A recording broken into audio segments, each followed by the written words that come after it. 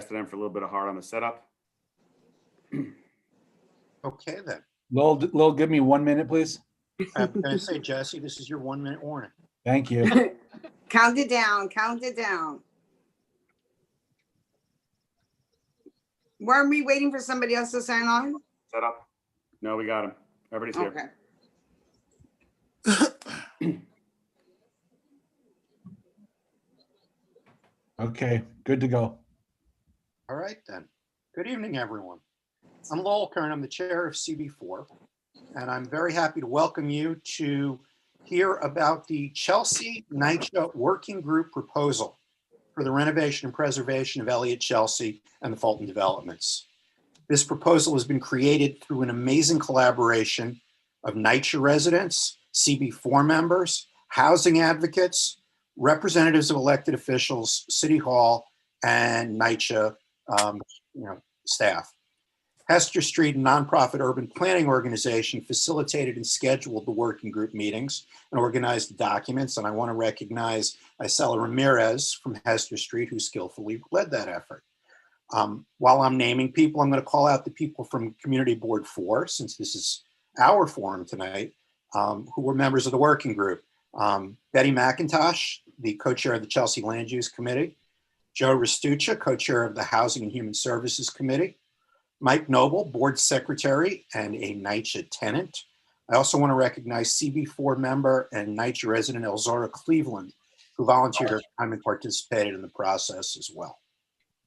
Tonight's meeting is, as you may have heard while we were getting ready to go, is actually the 6th meeting about this project, about this proposal.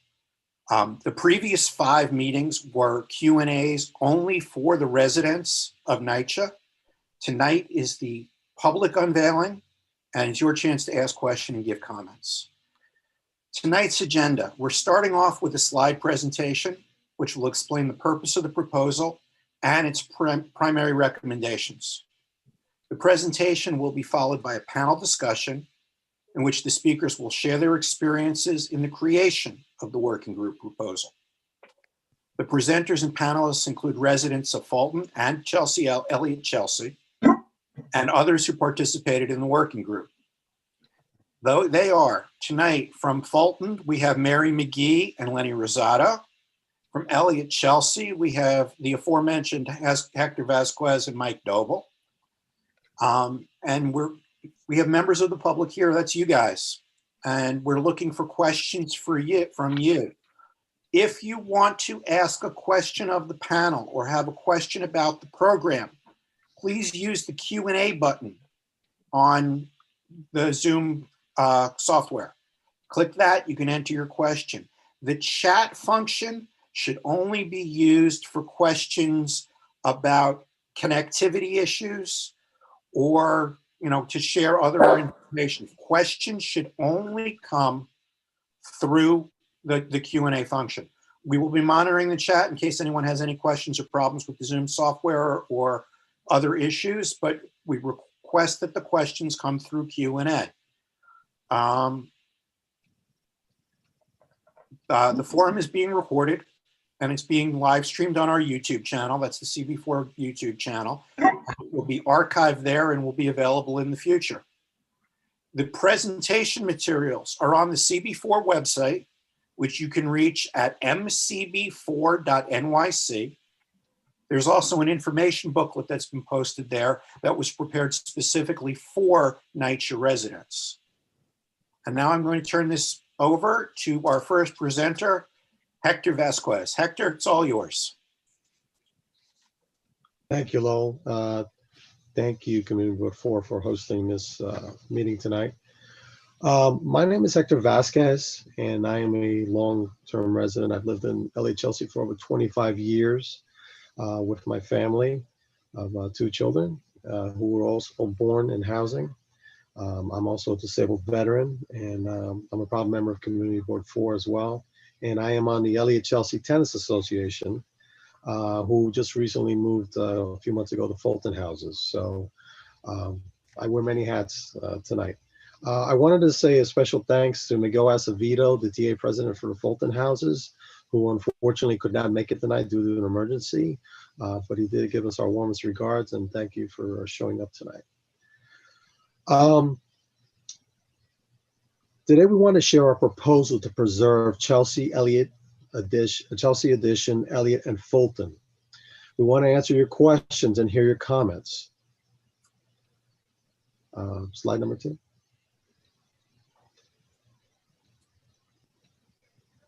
Okay. Today you'll hear about who the Chelsea Working Group is, how we work together to pull together realistic funding sources to meet the necessary repairs for all 4 developments in Chelsea. We highlight the rights and protections we have secured, strengthened for us as tenants. We share our ideas about how to pay for a full renovation. We share how the renovation process will actively engage residents and keep them informed along the way. Then we will hold a 30-minute panel and a 60-minute Q&A period to hear your questions and comments. Before we begin, I wanted to take a few minutes to acknowledge a few people. I wanted to thank the administration and also NYCHA, including Mayor de Blasio, NYCHA Chair Greg Russ, Deputy Mayor Housing Economic Development Vicky Bean, NYCHA Real Estate, NYCHA Community Development Departments. I also wanted to give a special thanks to the elected officials who made a lot of this possible. Council Speaker Johnson, Manhattan Borough President President Brewer, New York City Public Advocate Williams, Senator Jackson, Senator Holloman, Assemblyman Godfrey, and Congressman Nadler, along with all the housing advocates and local partners, including Community Board 4, Legal Aid, Hudson Guild, CHPC, and more. I just wanted to make special mention that this was a collaboration effort, a historic one actually, because never before had there been a collection of such talent and representation in one room of over 50 people, which included everyday folks like me and you, who are residents of NYCHA housing, and elected officials. This was it was turbulent times in the beginning, obviously, because we all didn't see eye to eye concerning the original pact and RAD plans that were put forward. But by the end, which was a long 14 months, even through the COVID crisis, we all we were able to come to an agreement that basically was agreeable to all of us, and very promising to ensure that our homes and our communities and our neighborhoods are better for it in the future. Okay, I want to pass this on to Mary, if you don't mind. Mary McGee, who's also a resident. Good evening. My name is Mary McGee. I'm a Fulton Houses resident. I've been a part of the working group since the beginning and have served in all 3 subcommittees. It hasn't been an easy journey, and they know it very well. And I'm grateful I had a voice and a large part in this working group. So I'll pass it back to Hector. Thank you. Okay, thank you, Mary. Just briefly, we're just going to rehash a little bit. The Fulton Chelsea developments and the families that have grown here are an important part of the Chelsea neighborhood and the landscape, as you all know. Like many NYCHA developments, our buildings are in dire need of real repairs. System-wide issues show up as leaky faucets, broken elevators, water shutoffs, and many other problems we face all the time. Deplorable conditions such as criminal activity, rats, rodents, people defecating and urinating in the hallways, you name it, we've pretty much lived through it every day. It's a day-to-day process with us that we have to deal with, unfortunately. So basically, I just want to pass this on to Mary and we'll continue on with the presentation. Slide 3, please. The capital needs. Repairs that needed to get addressed decades ago are quickly piling up for all of NYCHA developments and public housing across the whole country as well. Currently, As of 2017 physical need assessments, NYCHA needs about $40 billion to get all housing developments renovated. Funding from the federal government is only $3.7 billion. You can see that is a small fraction on this chart. Slide 4, the capital needs breakdown. Okay, so what does that mean for the 4 Chelsea developments? There is an estimated $366 million of capital repair needed for Chelsea, Chelsea Addition, Elliott, and Fulton together. The cost to renovate all apartments makes up 42% of this price tag. The area and components that make up a resident's private living space are included. Examples: bathrooms, kitchens, lightings, and ceiling. The building structure makes up 22%. This is what keeps the building standing and sealed from weather. Example are roofs, interior walls, and windows. The common space makes up 17%. This includes all indoor spaces that all residents use. Example, community rooms, laundry rooms, lobbies, hallways, and stairs. Energy and systems makes up 15%. This is the engine and arteries of the building.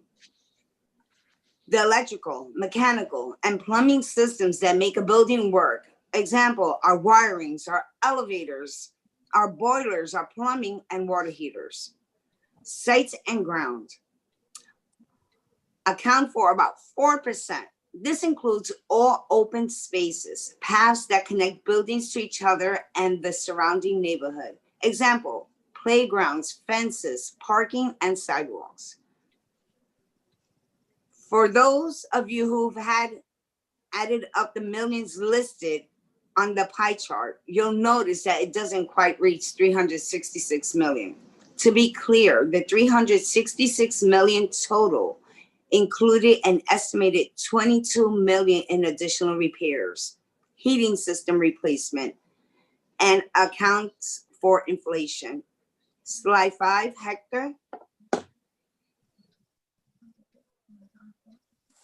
Actually, I believe Fasella was supposed to handle 5. Oh, no, she's 6. Oh, okay. So we covered that. I apologize, everybody, for the confusion here. Okay, I'm sorry. Before I proceed, I just wanted to mention one other person who was also key to all this process, Ms. Darlene Waters, who's actually the LA Chelsea Tenants Association president. Unfortunately, she had a medical issue and she could not make it tonight. And we are warmest regards are with her as well. And we hope she feels better. And she gives you all her best as well for being here tonight. Okay, just to proceed. In the spring of 2019, NYCHA released a plan to generate an estimated $366 million in capital to address necessary repairs and renovations. That is a huge amount of money, as you all gather already.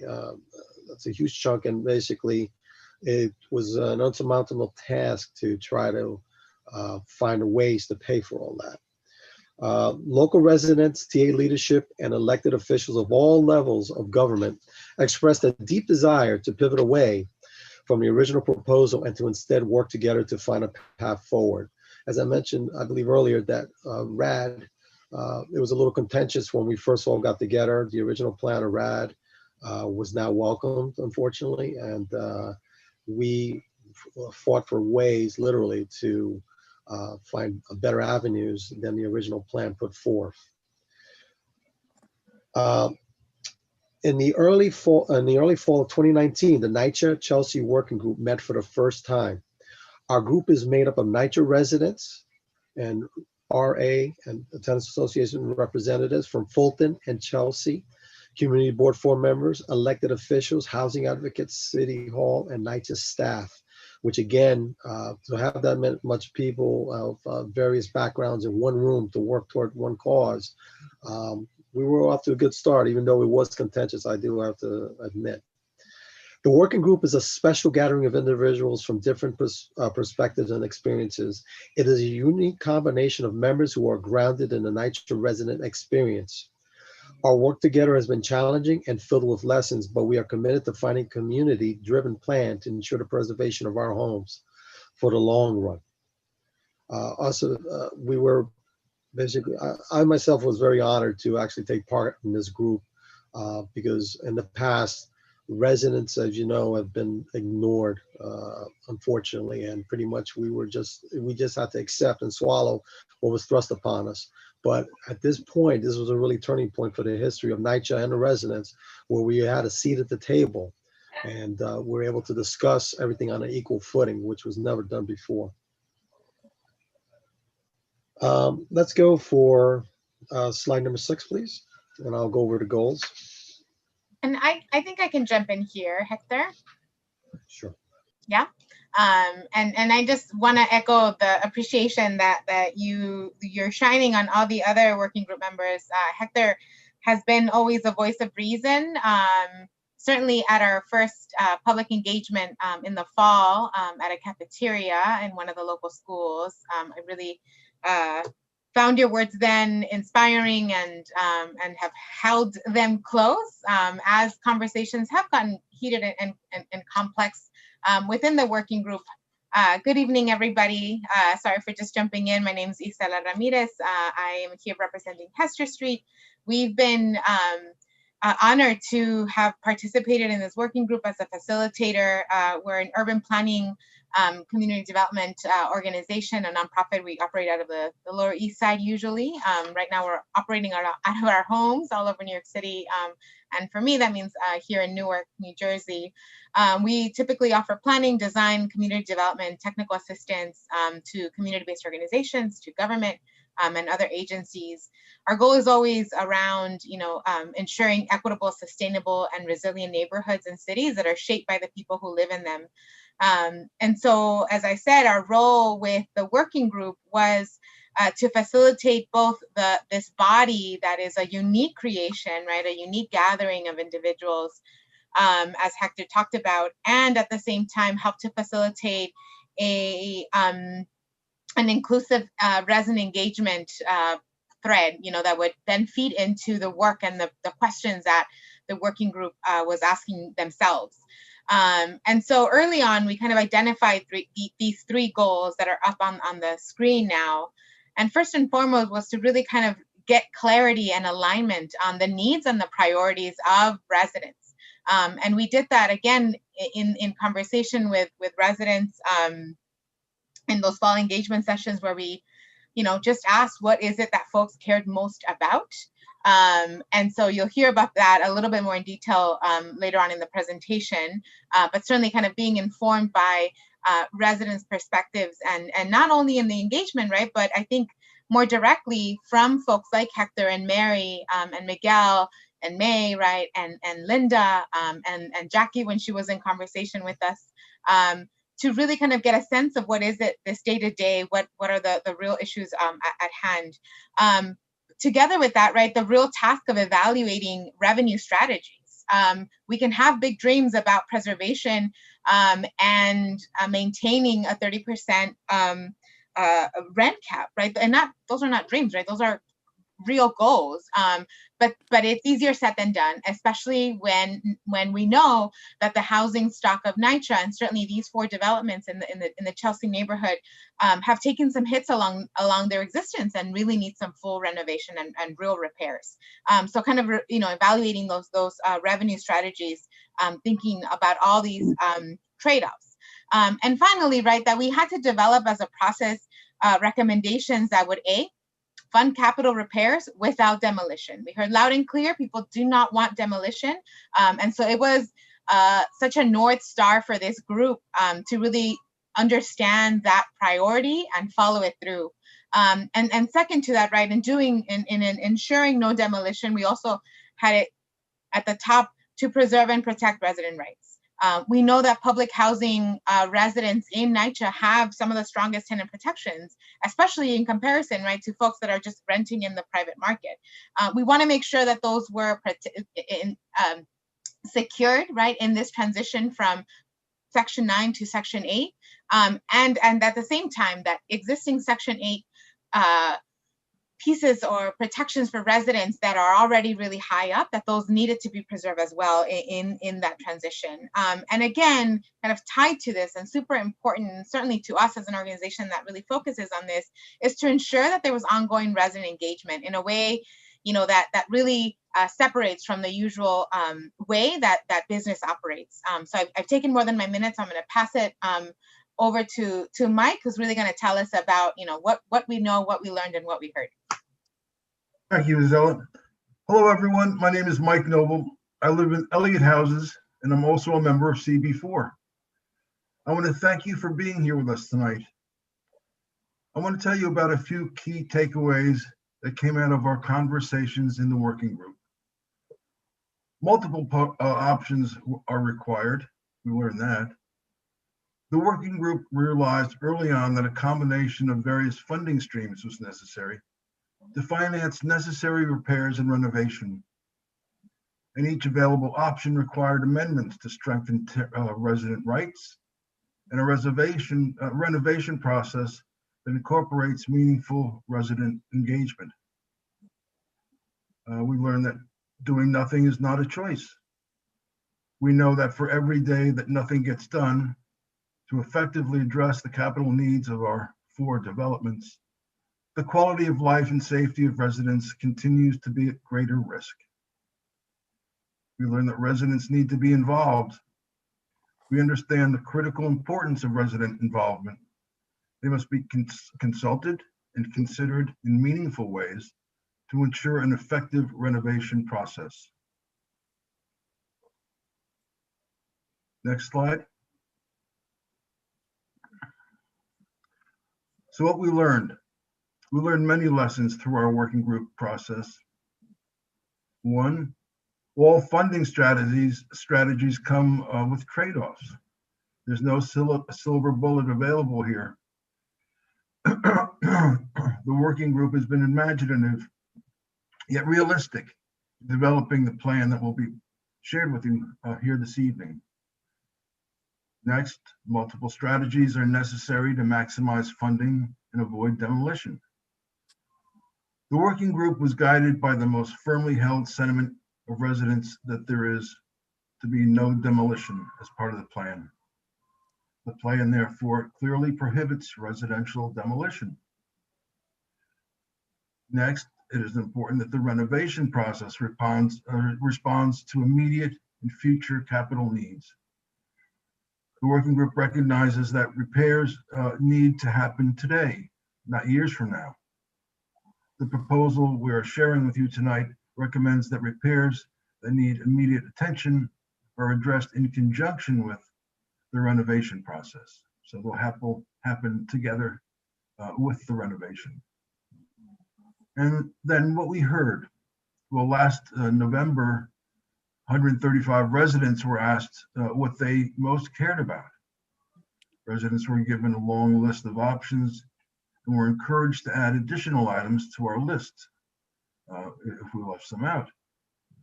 First and foremost, across the board, top issues were long-term affordability. That means keeping rent at a maximum 30% of annual income over the long term.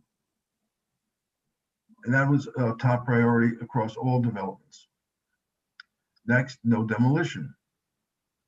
Protecting all existing residential buildings from demolition was the second priority for residents, especially residents of Fulton houses. Then safety and security.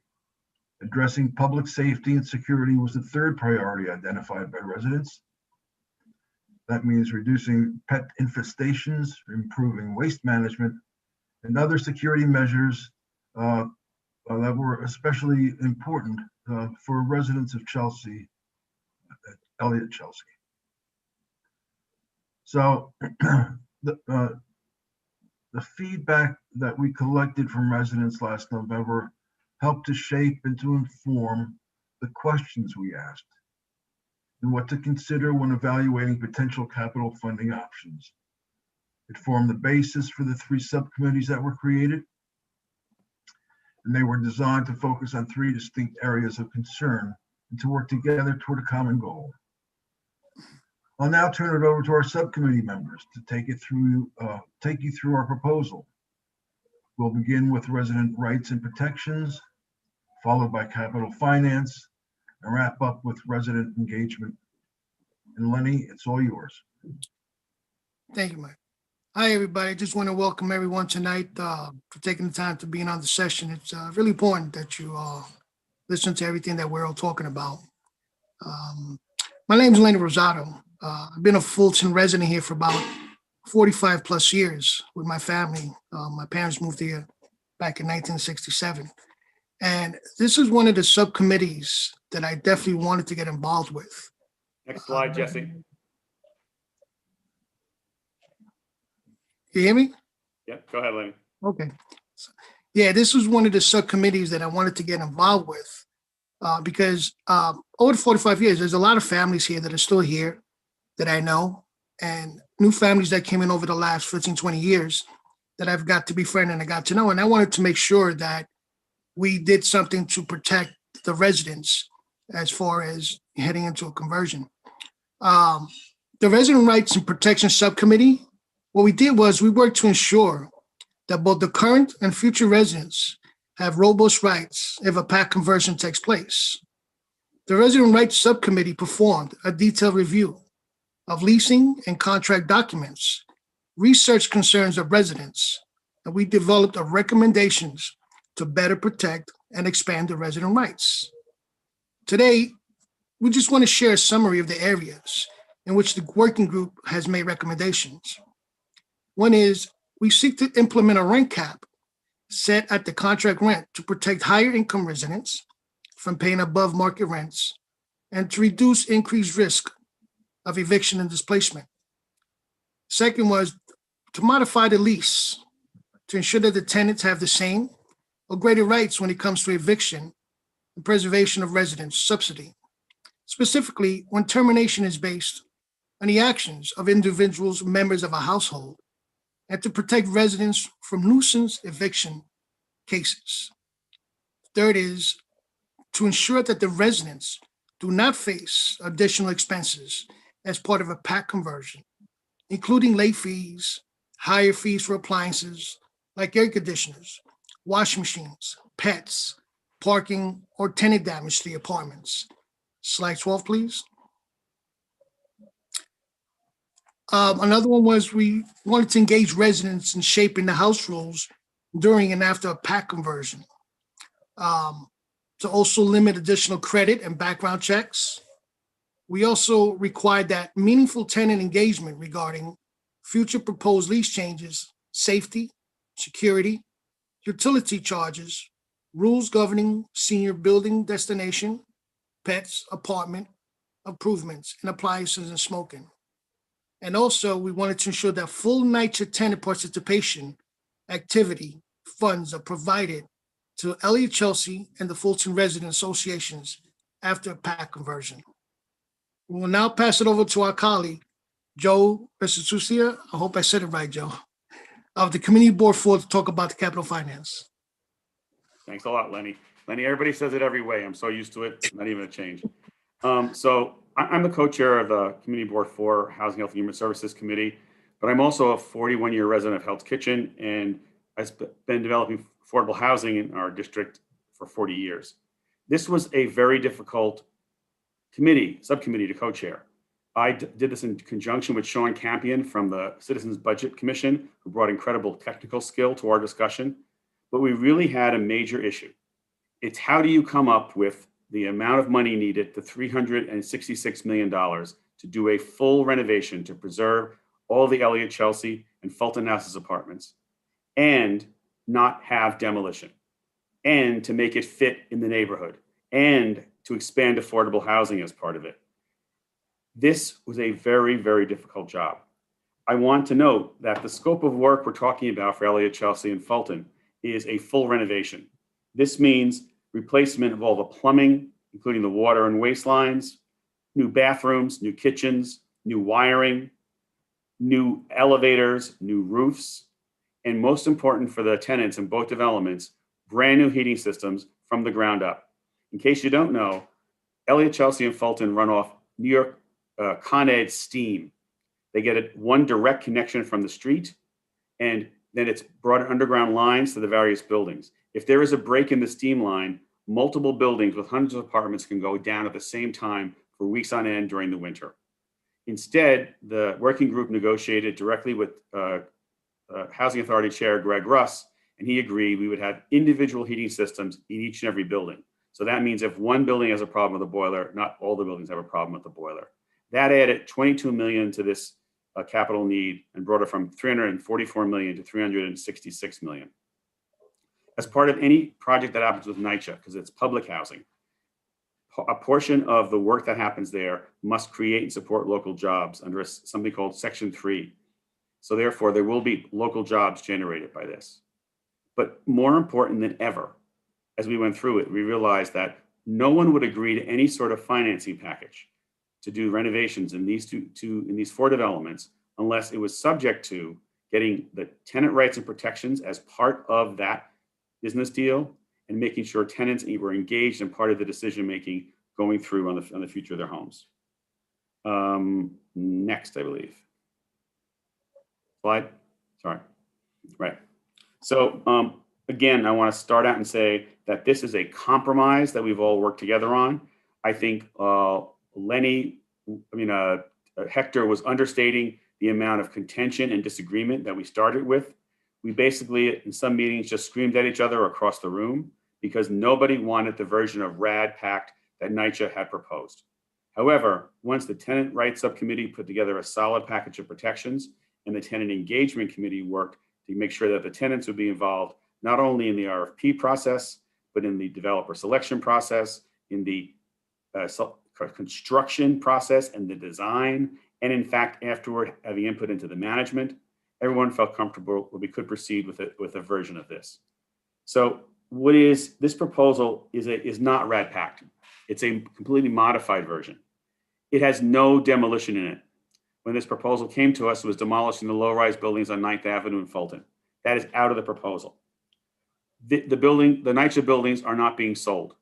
They will be ground leased. There'll be a 99-year lease to a developer. NYCHA retains the ownership, and that lease will have a number of documents attached to it, including all kinds of regulatory agreements, which control the performance of those developers. If there is a problem during construction, after construction, during any part of it, NYCHA has the ability to actually enforce it and bring someone else in to do it properly. We are talking about renovating 2,071 apartments in the four developments. That's amazing and a major effort to happen.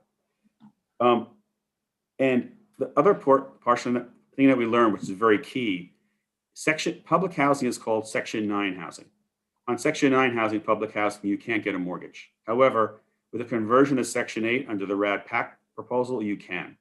And that means that the majority of funds comes from a mortgage, which is a normal thing to have on buildings as owners have to renovate it and upgrade them over time. So it means we're not only settling this for now, we're settling this for the future. So 25 or 30 years from now, when more work needs to be done, when the latest retrofit needs to be done for climate change, the developers here with the lease will be able to do that. The majority of the funds come from the RAD Pact conversion through a mortgage, $237 million. But we realized very quickly that was not enough. And the next largest portion of funds is mixed income residential housing. It was talked about to be 80-20. Our discussions have made it 50-50, 50% market rate, 50% affordable housing, but at a range of incomes for low, moderate, and middle income people. When we worked on this, let me just check for a second on the slide, excuse me. Yes, I guess the next slide is the way to go for a second. Let me just see. Is that the map? Yeah, the map. Okay, sorry, go back one, Jesse, I apologize. I'm getting tired, okay. The next portion we looked at is there is retail space that could be developed along 9th Avenue in Fulton. The Tenant Association brought this to us. In fact, there are a number of empty spaces or used as carpentry or plaster workshops, an abandoned laundry that could be converted to retail space. It'll actually make 9th Avenue feel better, connect to the east side of 9th Avenue, but it brings in $12 million toward the capital renovation. As we talked about that, we realized in Fulton, there are parking lots. And the parking lots are one that could be redeveloped as 1 or 2 story commercial or community facility or retail buildings. But it's important to note that as this redevelopment happens, both on residential buildings and commercial retail buildings, none of the parking will be lost. The parking will be redistributed throughout the entire complex so that no tenants will lose their affordable parking spots. We have $8 million in capital budget money that was put in for repairs that'll be repurposed for the renovation. And the last piece is the West Chelsea Affordable Housing Fund, which the community board's talked about a lot, and that is money paid by developers in order to get a bonus to build a larger building. There's about 1.7 million committed from the related companies from the illegal demolition of 500 West 28th Street. While they haven't paid that yet, they have committed to pay it. And we've put in roughly $1 million of that into this Chelsea NYCHA project. Next slide. The key part is the map. So first, look at the light blue along 9th Avenue. Those are spaces that are empty or used for carpentry shops that would be repurposed to retail spaces. Also, there's a basketball court between 18th and 19th Street. We would slide the basketball court a little bit further west and create a commercial space to connect those two, again, in order to bring in revenue to NYCHA. And I want to make one note. When I say revenue to NYCHA, I mean revenue, I mean capital financing for the renovation of Elliott, Chelsea, and Fulton. Any of the money raised here is only going here. It's not going to the NYCHA sort of bottomless pit of needs. It stays in our neighborhood for these developments. The three sites on West 16th and 2 on West 18th are the 2-story commercial buildings or for use for community facilities like daycare or doctor's offices, or maybe Google offices. And why do we choose these to be only 2 stories? That's because they are adjacent to many windows in the Fulton buildings. So they have to be low in order to preserve light and air for Fulton, which brings us to the next piece. And that's residential infill development in Fulton. Those are the purple on 19th Street, 18th Street, 17th, and 16th Streets. These sites have been identified by the community board for years as a possibility to do infill development. However, the challenge is how do you get a building in there without being next to anyone's windows? So all of these will be 30 or 60 feet away from people's windows, depending upon to meet New York City building requirements. They will be no taller than 22 or 24 stories, depending upon where you are in the complex. And they will be 50% affordable and 50% market rate. Next slide. When we got through this process, we realized we still didn't have enough capital financing coming in to cover it. So we had to go to the Elliott campus and look, where can we possibly slot buildings in? The first building is on West 26th Street, where the garbage dumpsters are, just west of 9th Avenue.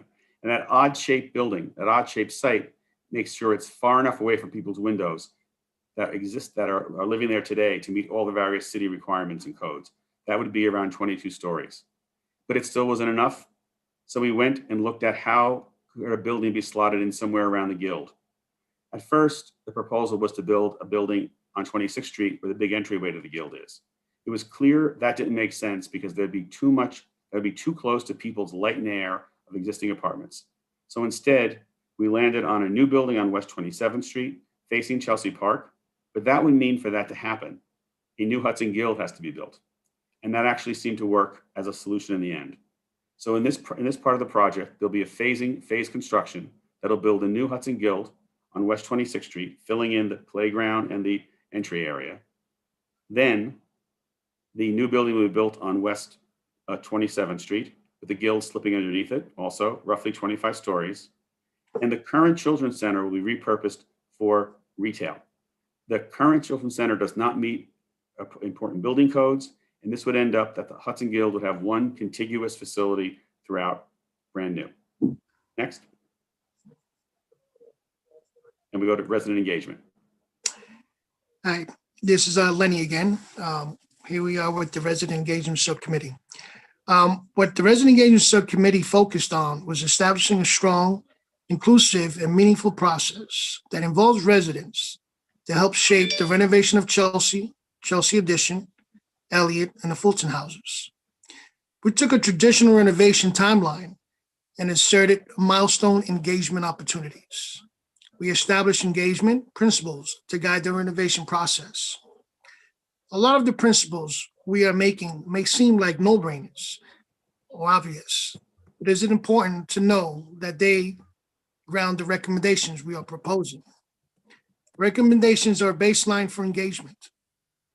The RA should collaborate to guide NYCHA on the complete renovations of Chelsea, Chelsea Addition, Elliott, and the Fulton houses. No renovation should take place without the residents' participation and leadership. The RA should invite key stakeholders to milestone meetings to participate and share their expertise. This includes the community board reps, local community-based organizations, example given the Hudson Guild, and other key stakeholders. What do we mean by milestone meetings? We took the whole development process, and at each section, we made it clear where it makes sense to add engagement. Affirm the required, preferred, negotiable elements of the rehabilitation from NYCHA residents. It is responsibility of NYCHA at the first part of this, then later the selected development team to affirm that we the residents say is required for the development project. What is preferred, what is negotiable. Our opinions as residents on those matters need to be at the forefront. Standardized communication and transparency to ensure that throughout the development process and beyond, residents receive ample, clear, and full information. This information needs to be available in the language that the residents are most fluent in, so residents can most easily be involved. I want to pass it on, slide 18, to Mary. Hello. Recommendations follow the process of renovations. The RFP defines what it is, how it works. Working group has worked hard to figure out ways to train tenant associations to help inform the RFP criteria to score, select development team, to score and select. Demanding that every step residents are engaged. Request for proposal, development, evaluation, and award. At this point, we want to make sure that residents and tenant associations are trained to help draft the request for proposal itself and know how to score and evaluate it. We heard from residents from working group that it is important to have a good record of property management from candidates, that local partnerships are kept, and that their proposals provide job training, employment opportunities. We want to make sure residents have an opportunity to be in the room to help choose what development team makes most sense. Pre-development. In this section, what we want residents to help inform issues of safety, security, planning, and the discussion of pet policies and house rules. Slide 19. Design. Residents always have the best ideas and know the most about what's going on in residents' buildings. So residents' input here is key. Once the design is finalized, there is what is called a financial closing. All developers get together, sign documents, toast, and go home. Then the contractors come in, the construction. The most important time for the real smart resident engagement communication, so residents know what's expected, what's coming next, and how to flag when something in the renovation is not going well. Our goal is to avoid relocations as much as possible, to share clear information and upfront about any relocation that may be required. Ensure that construction safety and security planning to minimum quality of life impacts. Slide 20 and Hector.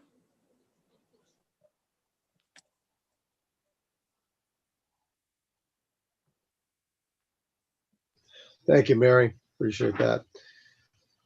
Okay, next steps. Guided by the engagement principles we reviewed earlier, we want to ensure that there is an ongoing partnership among the RAs, which is the resident associations, management, and NYCHA. It will be important to commit to clear communications and procedures that we ensure quality and effective property management into the future. We want to move away from the usual way property management happens, where residents are the last to know what is happening in the developments, which are our homes. We want to make sure every resident has an opportunity to actively communicate with property management. We are trying to develop a new path for ourselves and want residents to be a part of that. This is a new way of doing things that we're going to be putting forth here. Basically, like I said, in the past, our voices have been falling on deaf ears. This is not the case here. We have true representation here. We fought for this, and I believe we've won at this point. We have a little ways to go, obviously, because it's a long process, and this is not going to happen, unfortunately, tomorrow, but a lot sooner than other plans that have been put forward by other groups in the city and beyond. The next step in the process for the New York City Housing Authority Chelsea Working Group is the release of the final report in early 2021. And also, we wanted to let you know that we will have a panel discussion next, where you will have questions and have an opportunity to have your questions answered and any kind of concerns you may have. We believe in full transparency here. And we put that forward since day one as residents, because obviously we haven't had that opportunity in quite a long time. So we respect all of you for being here with us, and we want to answer fully and honestly. Okay, thank you. So speak up, don't be shy.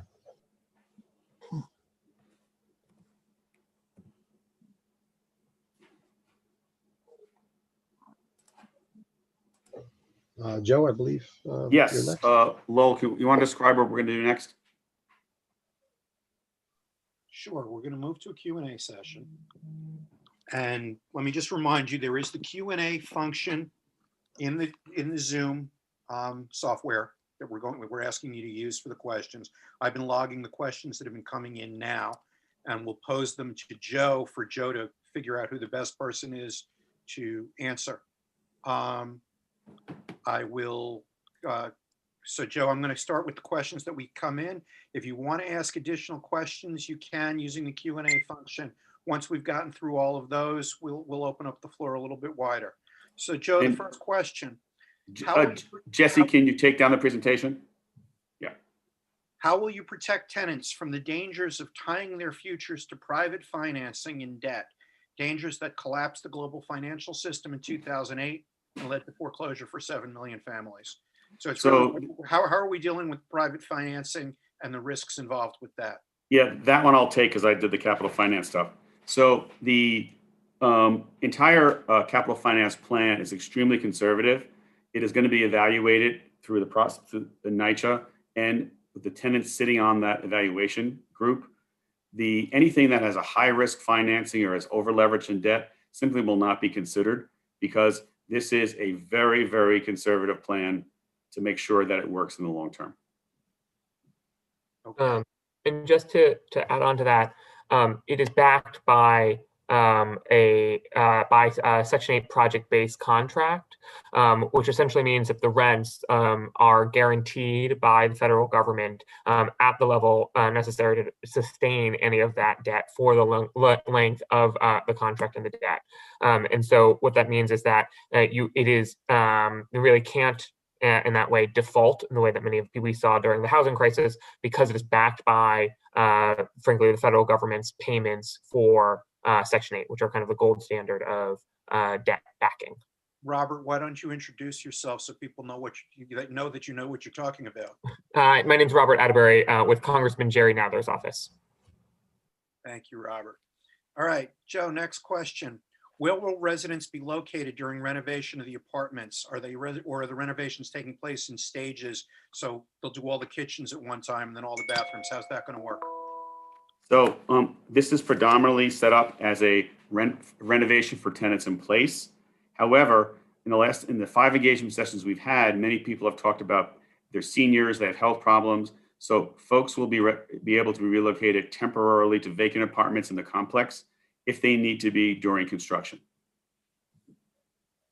Okay, what opportunities for management by the residents were explored by the working group?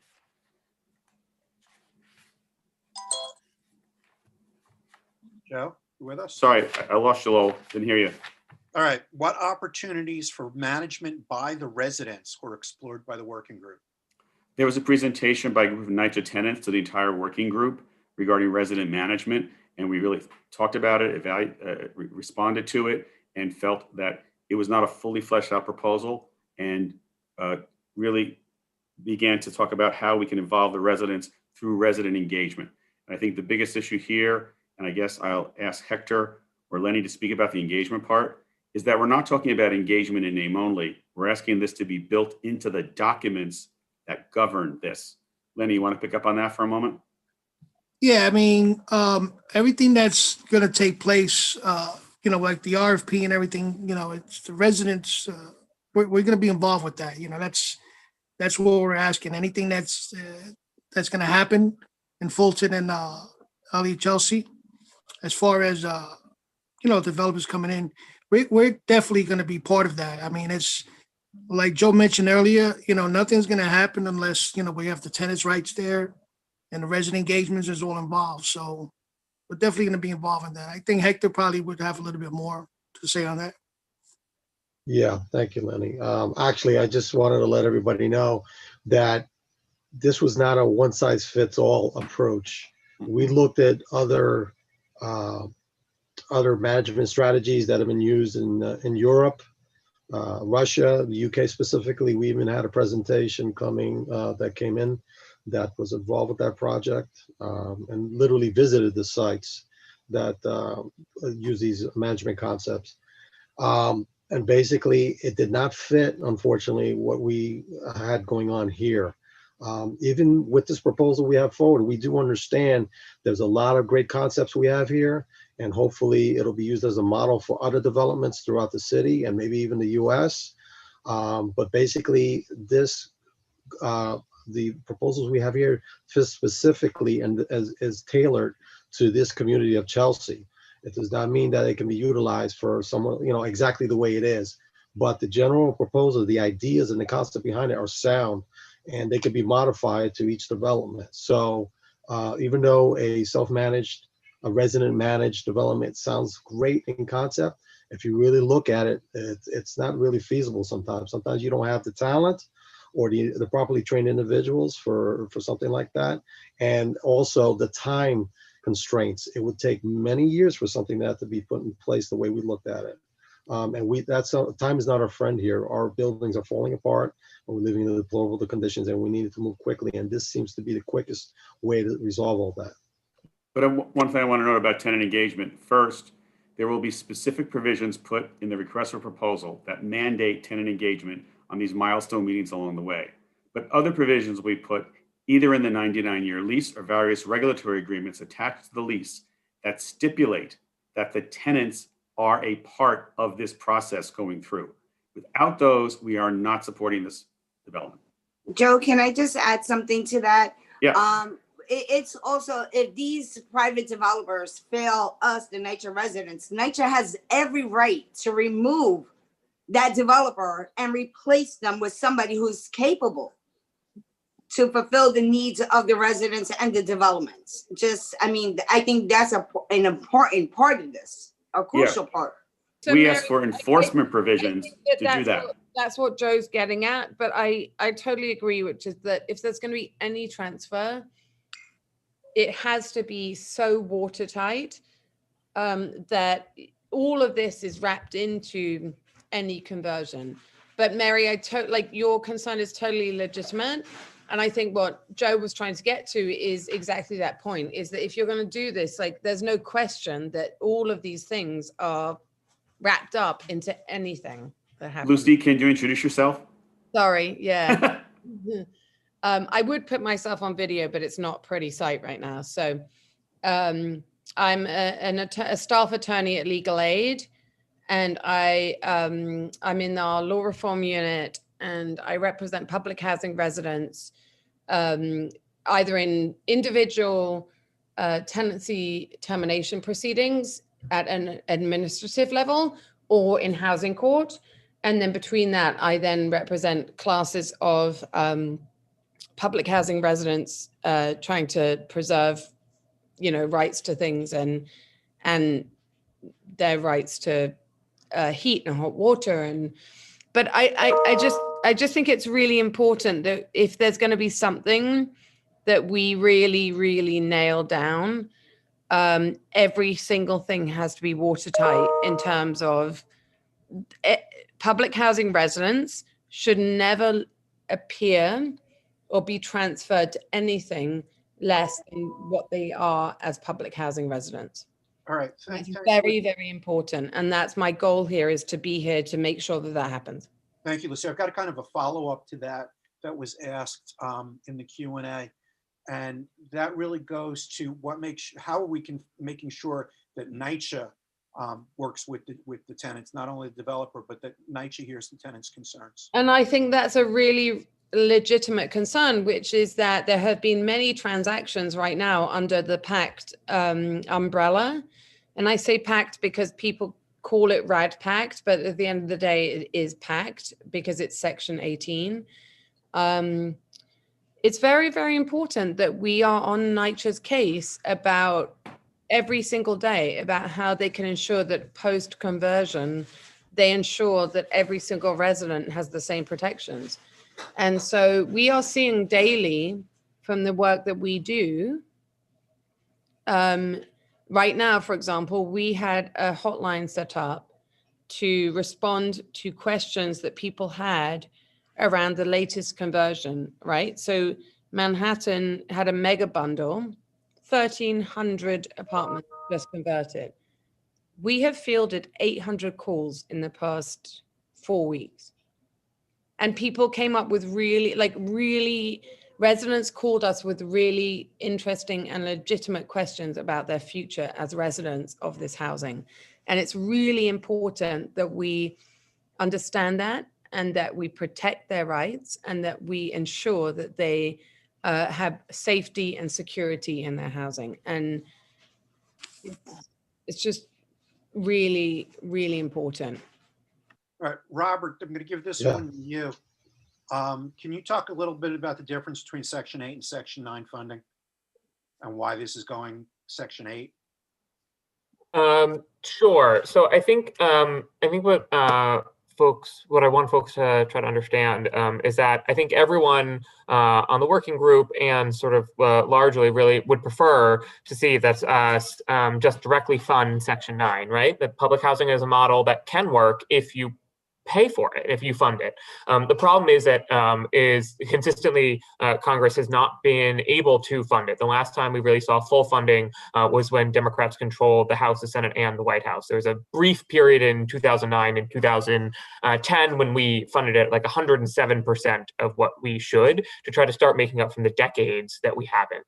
There's a number of pieces of legislation that would fund it and would pay for all these repairs. But what the hardest part of it is, Section 9 housing is really concentrated in a small number of, or much smaller number of cities that built public housing when we as a country built public housing. Section 8 is far more flexible and is spread out over a much wider area, particularly housing choice, portable vouchers that can be anywhere that rental housing is available, which means that particularly in some or less populated states, they have a large amount of Section 8 housing, but very little Section 9 housing, public housing as we know it. And so I think what it really comes down to is that Section 8 has far more allies in Congress, particularly in the US Senate, and therefore gets funded at much higher rates than we'd fund Section 9. And so although funding Section 9 would be our preference, there is right now on the table the Section 8 funding that is available that can help get tenants the repairs they need now and in a timely fashion. It is, I think, really up to the tenants and the residents of these developments as to whether or not they would like to hold out and wait for our political stars to align, for us to win additional Senate seats, for us to now, thank God, have a White House in order to win that direct Section 9 funding, or if they want to take the Section 8 funding that's on the table today and have a defined period of when they can expect the repairs. And I think for us and for the congressman, there's really the question is about how long can you do? Every day we wait, every time we say wait for the next Congress, wait for us to win that next seat, wait for so-and-so to fund it, wait for this new revenue bill to pass, and then we'll fund you. Every time you say that, what you're saying is that the tenants have to wait and continue to live in these frankly deplorable and unhealthy conditions. And there's real harm being done to real people today. And the question is how much urgency do we have in addressing that? Robert, do you see that as being an issue, the conversion to Section 8 being a problem? Hard to hear you, Lowell. Possible financing obligation for developers? Well, Section 8 is, project-based Section 8 in particular, is widely used. There's a number of them in New York City. We have frankly, a fair amount of it. It is consistently funded. The federal government consistently does it. So it is it's not an unsustainable model. It's not a model that we don't like. We also really love project-based Section 8. It's a great program. It is just a different program than Section 9. I'll just give examples. Manhattan Plaza is project-based Section 8. The new Manhattan Plaza 2 building on West 29th, project-based Section 8. Clinton Manor, 53rd Street, 48th Street between 9th and 10th. These have been project-based Section 8 literally for decades and decades.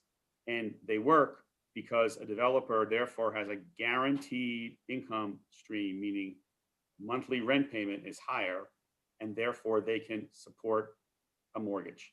That's the equation. That's a big part of this discussion. All right, let's turn to more practical questions now. What is the timeline for all of these proposed renovations, opening for retail, et cetera? The developer selection process through the request for proposal will be during 2021. And the earliest construction could begin is early 2022.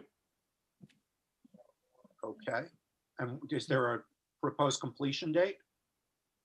The whole process from starting the RFP to the end, 24 to 36 months. Okay. More practical questions. Do we know what the income bands for the affordables will be, what the proposed rents would be? Yeah, I'll take that one too, Lowell. So for the current NYCHA tenants for the 2,071 buildings, everyone is on project-based Section 8. And if you are there, you are subsidized down to 30% of your income.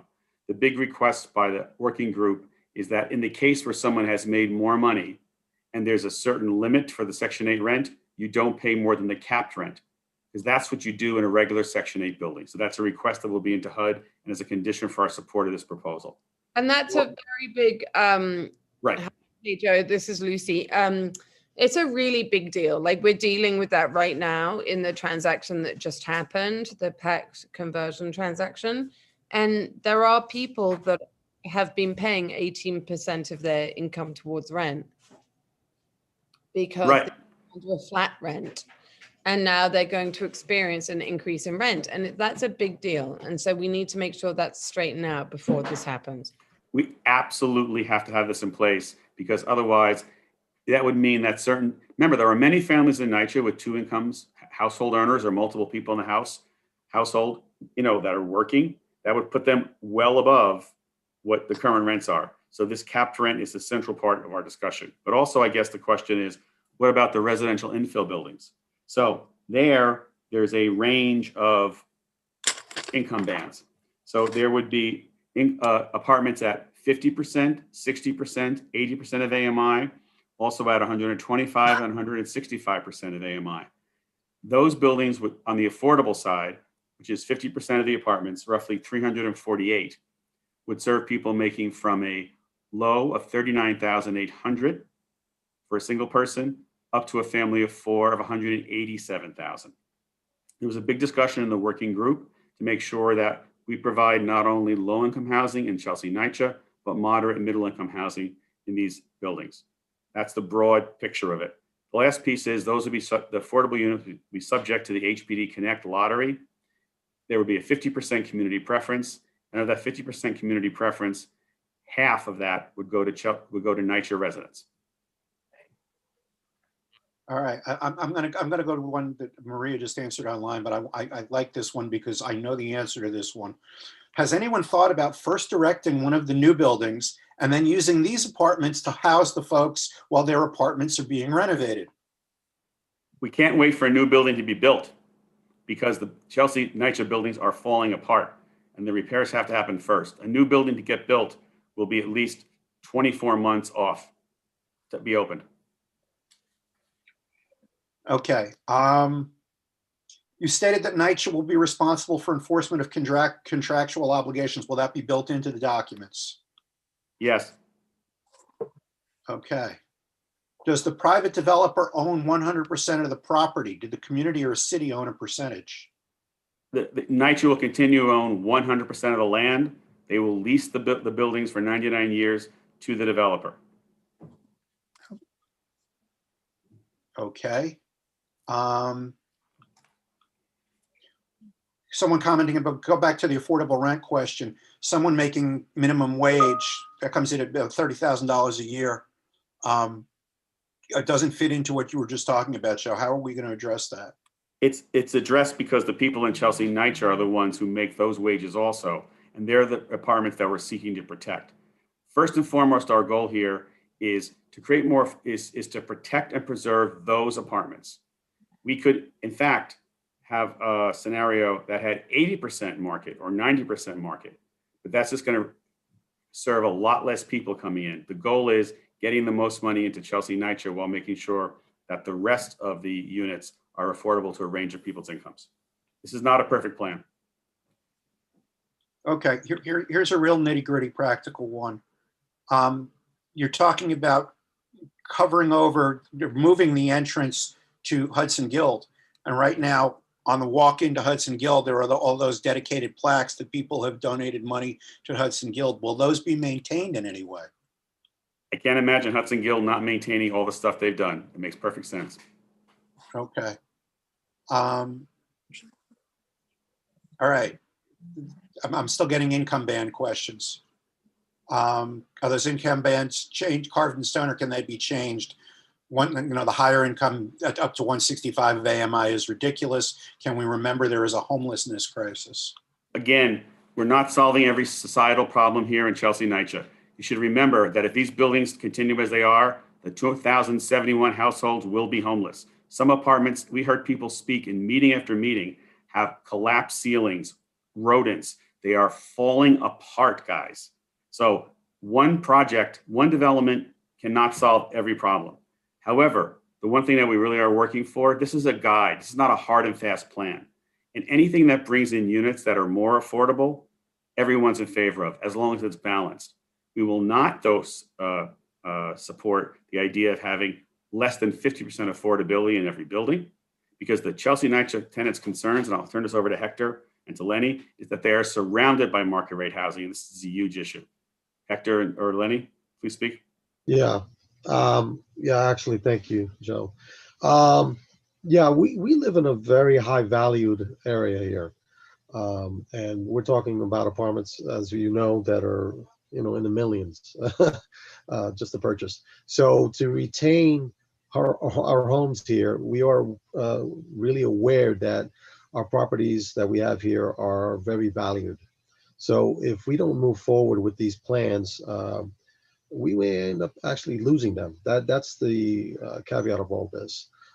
So to delay this any longer would be really criminal at this point, because we're suffering every day without heat, without water, electrical issues, broken doors, broken elevators. It is a constant thing. Homelessness, it's happening all the time, every day. I mean, I hear a lot of issues with the homeless hotels and in certain areas, and certain neighborhoods are getting hit with this. We deal with this on a daily basis. This is not new to us. This is not recent. This is something we've been dealing with for years. So to say that, we should look for other avenue streams, let's wait, let's go for other plans. We've looked at all that, and we've kind of exhausted all avenues at this point. And we are at a turning point in the history of the city where we have an opportunity to actually do something about this. And I'm afraid that if we wait for a new administration or a new group to come by and save us, there is no Superman going to come save the day for us. We have to do this together as a community, and we've been moving forward with that. Lenny, if you want to add to that. Yeah, I want to add, talking about, I get a kick out of when they say the new administration, because I don't know if many of you know, when this program RAD was written up, was under the Obama administration. And the man who was the vice president is now becoming the president.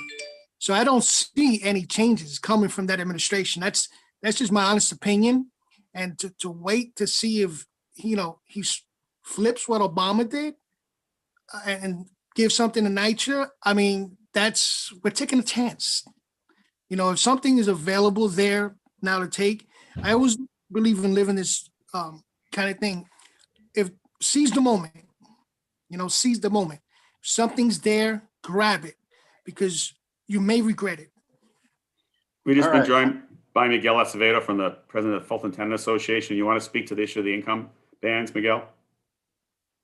So on the income bands, more than 13 years ago, I was part of the community board. And one of the things that we made sure that we gave the opportunity, if anything's going to be built in Fulton houses, it will give the next generation, also firemen, cops, doctors, practitioners, to live where they were grown, where they grew up.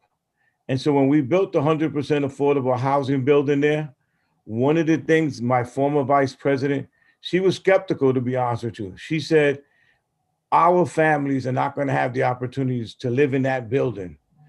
And believe it or not, her son was the first one to move into that building.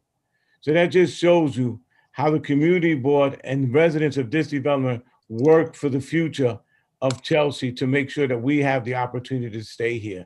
And so when the infill project was announced to be built here with this project, we feel it's going to do the same thing, that kids have the opportunity to be living side by their parents. That's why we support it so much here from the Tenant Association. And it's the future that counts, because many different ways we've been priced out of Chelsea and Hell's Kitchen.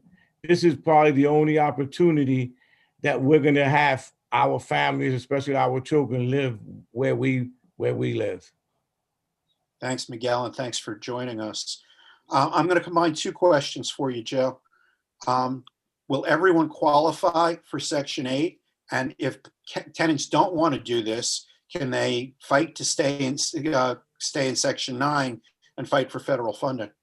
So the first one is everyone who receives funding from Section 9, the apartment will be converted to Section 8. You qualify, it's a normal thing. There's an annual certification, just like you do today.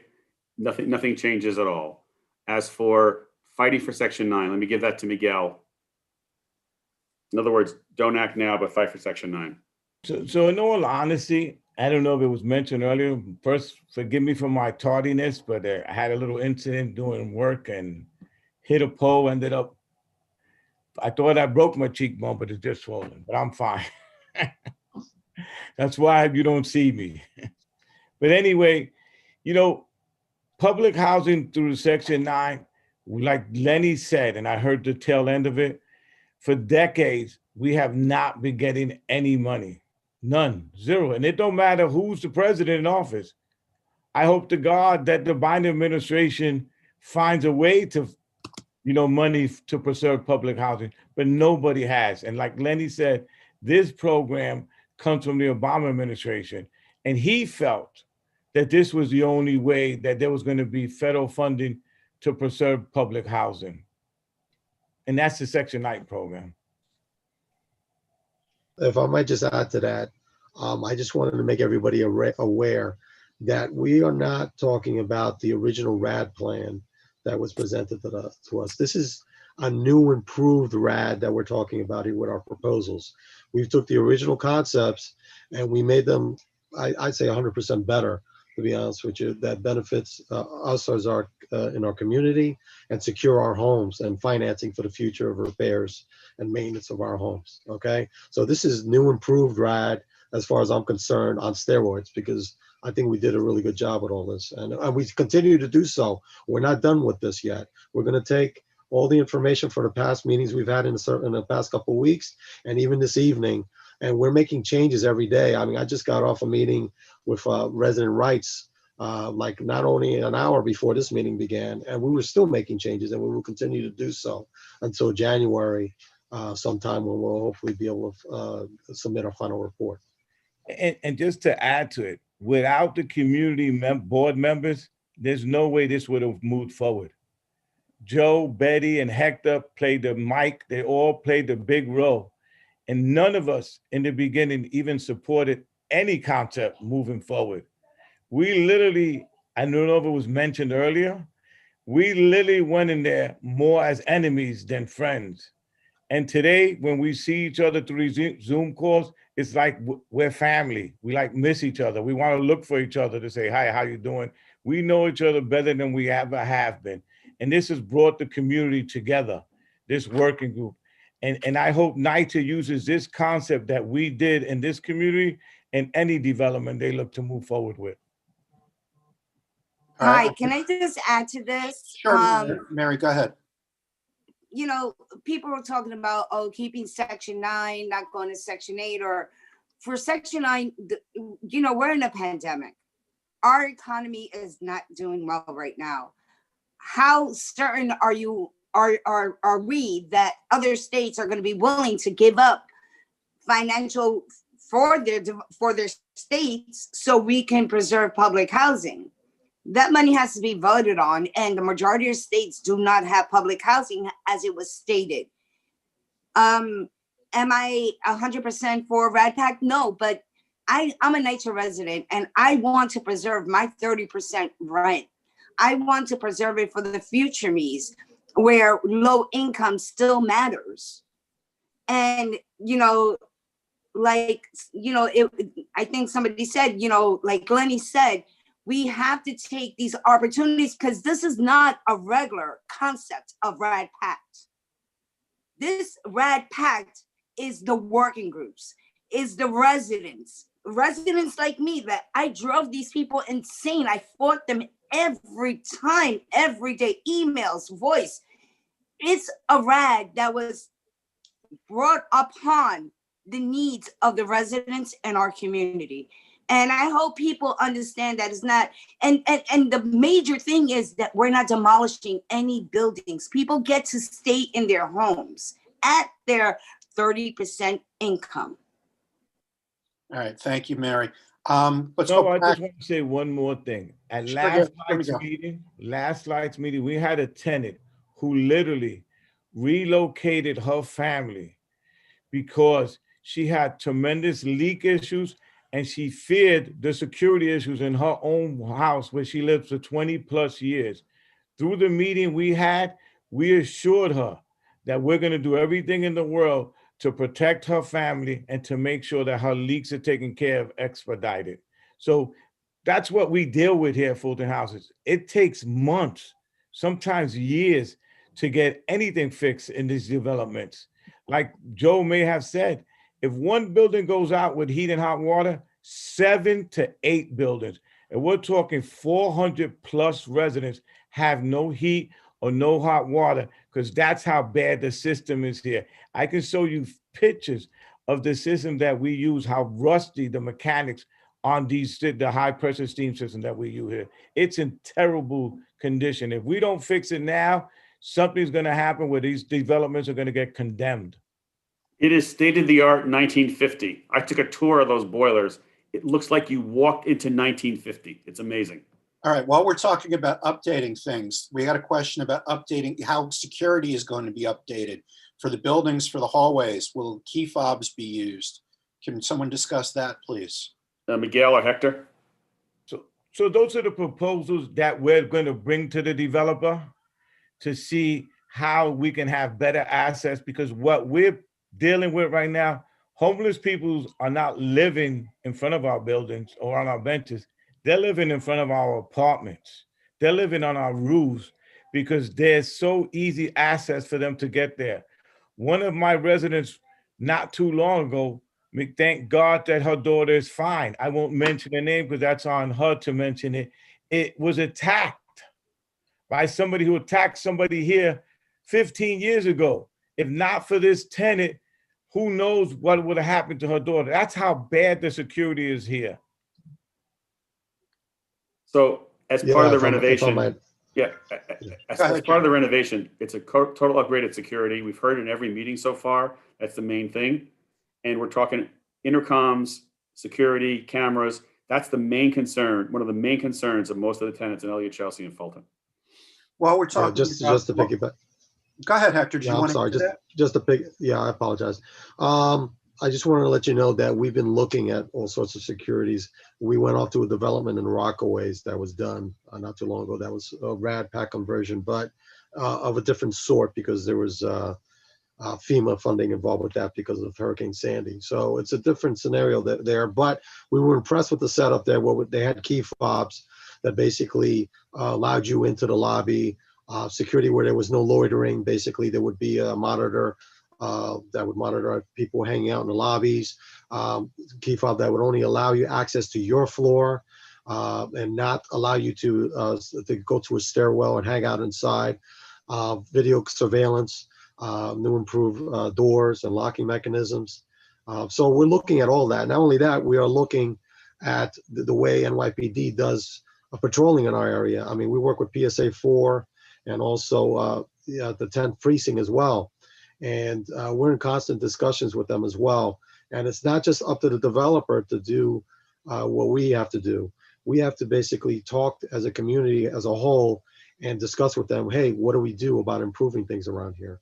And that's exactly what we've been doing. We're moving forward as a committee and as a community to fight all this and these injustices that are happening around us. And it's a daily struggle, but we do it every day, gladly. Thank you, Hector. I want to stay on a question of security, but a different kind of security. What kind of eviction protections are being put in place so people don't lose their upgraded apartments? Lucy? Lucy? I'm here.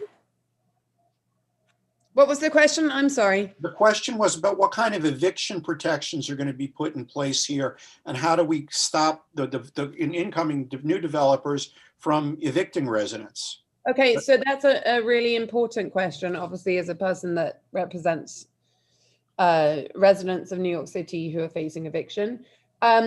So one of the things that happens when they do these transactions is you become a project-based voucher resident, which means that you're actually covered by the Williams consent decree in terms of you can't be evicted unless you have notice. So you're still covered by the New York City housing eviction proceedings, but you're also covered by the fact that you have a voucher that can't just be terminated without notice. And you're still under that umbrella of the protection. And I would argue that it's actually a greater protection to be covered under Section 8 than public housing. Okay. Because you will end up, if you are facing eviction, you will end up in front of a judge in housing court, and then if you lose, you can appeal to the appellate term and then the appellate division. And it's my legal aid's position that's a better situation to be in than to be in front of a administrative hearing officer at NYCHA. Lucy, I've got another legal question for you. Can you talk about tenant succession rights?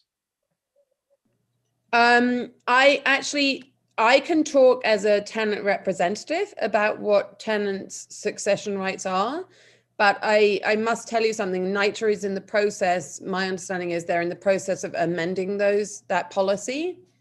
And so while there are, I think, greater rights to succession under public housing.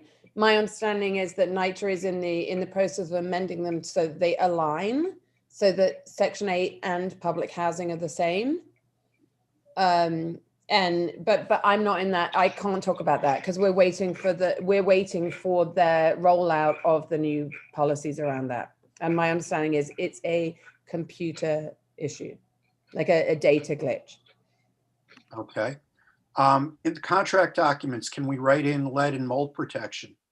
Yeah, there was a lot of controversy in the past couple of weeks about the mold decree not passing to a conversion. We've added that to these requests, and we just did that last week. Okay. Jesse, I'm through the questions in the Q&A. Can you bring Susan Kenny over, please?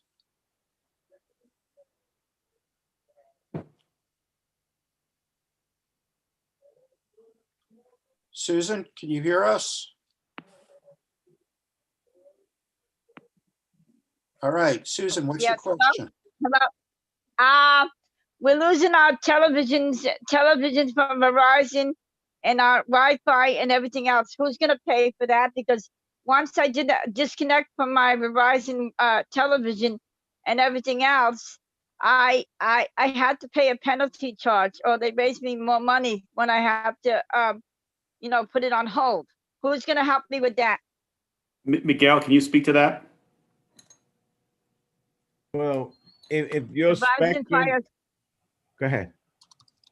It's Verizon Fios. It's not Spectrum. It's Verizon Fios, and I have a phone here, emergency phone, and I have another phone for hearing of a deaf, and stuff like that. So that's through Verizon. But once I disconnect my phones and everything else, I lose my number. I lose all my stuff. What's going to happen with that? I mean, this is something that you get as a privilege for your own that you buy into. So No, it really has nothing to do with your lease. I don't see any way that we can protect you. I mean, we can look into it if there's, in the future that maybe Google can invest into broadband at Fulton and Elliott Chelsea to give some free service. But other than that, I don't know what other way we can protect you. Joe, Susan,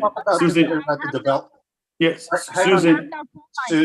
Susan, hang on a second. Joe, can you talk about how a developer can address that? Yeah, I want to ask a question though. Susan, do you mean now or in the future when there's a renovation? In the future, when you have the renovation, not now. Oh, okay, fine. No, Not now. Everything's got to be uprooted, and everything else got to go with it. Yeah. got it. Okay, Susan, as part of the renovation, all that kind of telecommunication, wiring, FiOS, everything will probably have to be redone. You will not pay for it. And if you have to disconnect service and reconnect, that's part of the developer's obligation for cost, not yours. Don't you worry about it. Like I told you last night, don't worry. All right? Not with that kind of stuff. When I came in here, I got Verizon. Verizon offered me a package. It wasn't Spectrum. So Verizon came to the building and asked if anybody wanted Verizon. So I took it, and I have the whole package. So we see what happens, Hector. Thank you. Joe, we see what happens. And also, somebody said to me, when we're gonna do this move, make sure we get paid for work and everything else, because I'm hearing all kinds of stories. If we move and we relocate to another apartment, they're not gonna have us come back to our original apartment. I want to make sure I have that in writing. The answer is not true. And if you have to do temporary relocation because of your health for the renovation, you will sign a relocation agreement. And Lucy can back me up on this one. This is what happens in all kinds of developments. It's not going to be like a general thing. It'll be specific to you to make sure you go from apartment A, apartment B temporarily and back, as long as that's what you agreed to. Go ahead, Lucy. Yeah, Joe, one more question I want to ask you. Because I forget what I'm saying.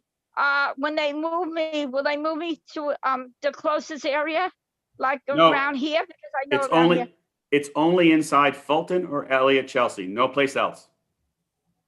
Yeah, okay, thank you. Go ahead, Lucy.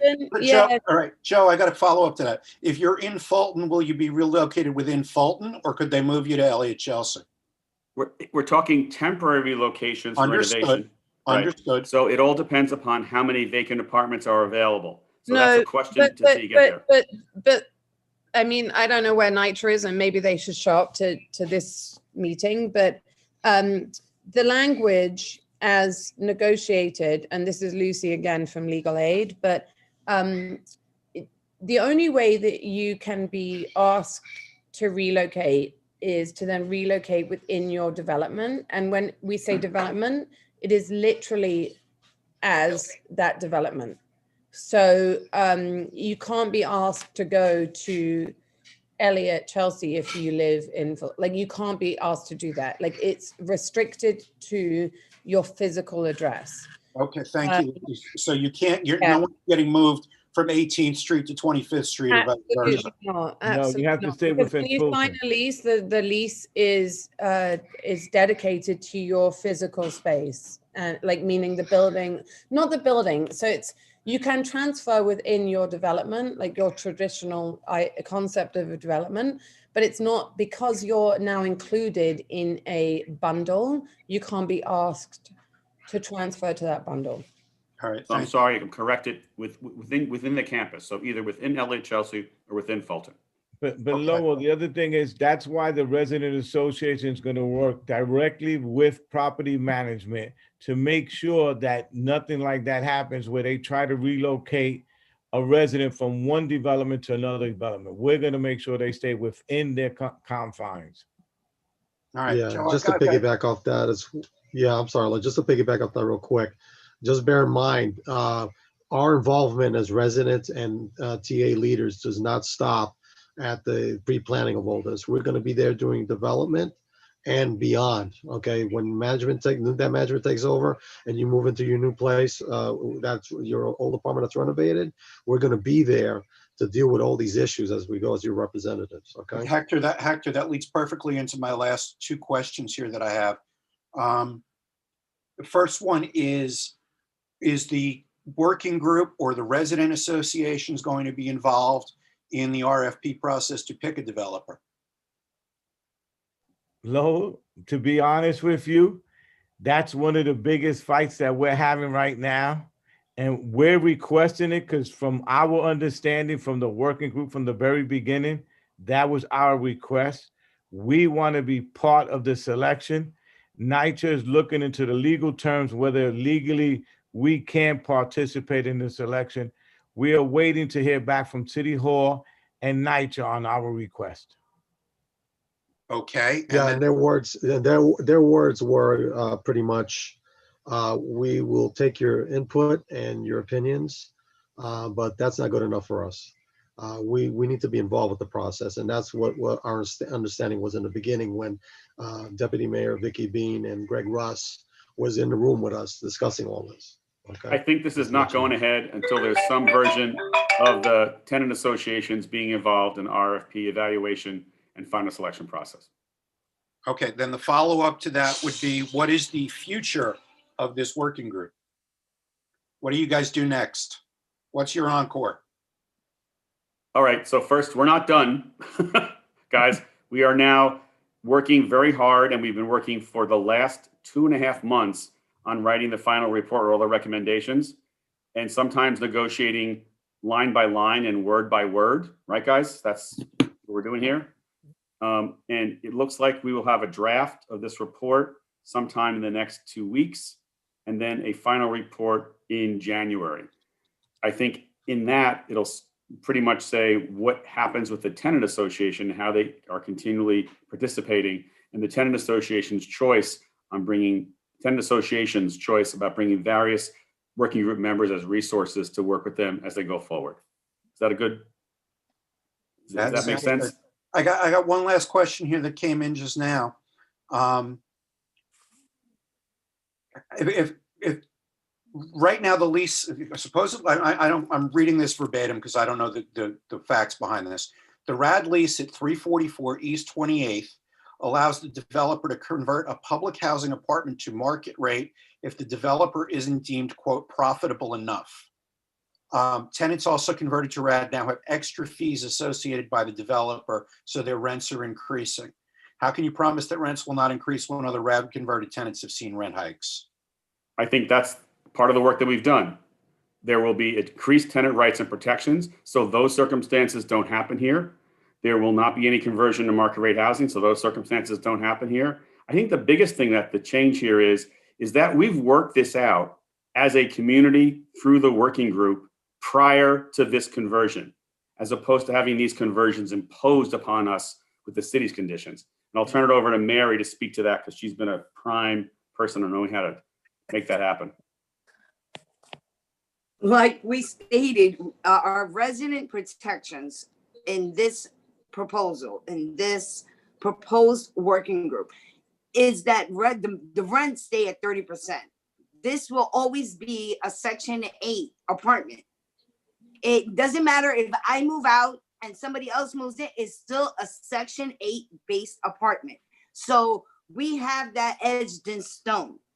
I don't know about any other rad developments, how they went about it, but we as a working group, we fought hard. And we said we will not accept anything less. The resident rights, and I give it to Robert Atterbury and Lucy Newman, they've gone above and beyond. They dealt with me, and not only me, with Lenny, Miguel, Hector. I mean, like, we're like, no, what about rent caps? What about maintaining this? Like, and they heard us, and we all worked very hard to ensure that residents are secured in this, that the apartments maintain Section 8, and even if somebody moves out, that apartment still stays Section 8. And Mary, I want to follow up on that for 1 second for you. Do you feel like the residents had control over this process? The residents that were involved, everybody had a voice. It was the choice of the residents to stay within the working group to continue their voices. And residents had a large part in this, as well as non-for-profits, as well as representatives from elected official offices and the community board for. I mean, we were all, like, arguing about different things that need to be there. Oh, that should be, yes, it should be there. And, at the end of the day, we become a stronger working group, a working group that understood the needs of the residents as we heard from the residents. We're not just doing this, because we want to do this. We're doing this because there's a need to preserve what we have now, and that's a low-income housing. It doesn't matter if it's Section 8, Section 9, it still maintains low-income housing. It's not affordable housing because I myself cannot afford affordable housing. But yet, if this was to change to Section 8, I still can afford to live here. All right, thanks, Mary. De Blasio leaves in 2022. What are the protections that make sure the next administration will go along with this? I think Lowell, you should answer that. Joe, I don't want to answer that because I know what happens. Listen, mayors come and mayors go, and we are still here. And our job as a community is to hold their feet to the fire so they don't bullshit us. You can quote me on that. Okay, Lowell, just to add to what Joe just said, yes, it wasn't the de Blasio administration that had the building chosen on 18th Street. It was the Bloomberg administration with Christine Quinn as a city council speaker.